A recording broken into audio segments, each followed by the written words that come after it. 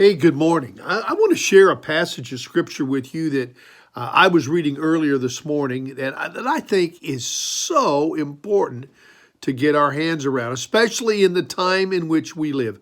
Romans chapter number 12, and I'm going to begin down in uh, verse 17. It says, "Recompense to no man evil for evil. Provide things honest in the sight of all men. If it be possible, as much as lieth in you, live peaceably with all men. Dearly beloved, avenge not yourselves, but rather give place unto wrath. For it is written, Vengeance is mine, I will repay, saith the Lord. Therefore, if thine enemy hunger, feed him. If he thirst, give him drink. For in so doing, you shall heap coals of fire on his head.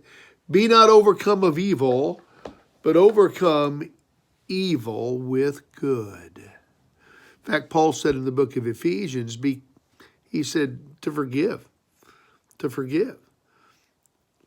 Why is it we have such a hard time forgiving? It's we just don't like to let things go. And I suppose at the very root of it is the fact that it just doesn't seem, emphasis on the word seem, it just doesn't seem to be right. I mean, justice demands that there's punishment or repayment or for wrongdoing and that things get fixed. However, the Bible is so clear that we are not the ones that have the authority to retaliate. That's God's job. That's God's job. That's what he does for us. And the truth is that ungodly attitude is in the hearts of so many people, and it really eats me up. People I love sometimes, Christians, they just don't want to let it go. And they just, it's so destructive. When you don't forgive, it's destructive.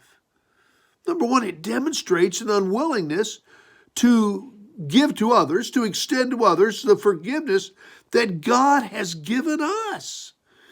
Be kind one to another, tenderhearted, forgiving one another, Ephesians 4:22, just as God for Christ's sake hath forgiven you. It's what God's done for me. I ought to do no less for other people.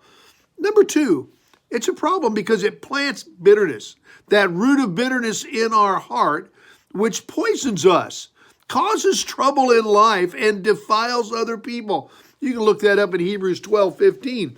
Talks about not letting that root of bitterness spring up within us. And it calls it a root because it becomes the stem in the ground that causes so many issues in our life. And finally, last but not least, lack of forgiveness is a problem because it hinders God's working in our life, God's changing in our life. The two key words in the Christian life, a healthy Christian is growing and changing, but nothing hinders growing and changing more than bitterness that comes as a result of lack of forgiveness. We grieve the Spirit of God, and it harms things.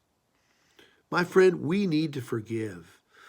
Instead of being God, and that's literally what we make ourselves as, we don't think of it that way, but in reality we are. Instead of being God and demanding justice right now, we need to trust God. We need to forgive and let God take care of justice.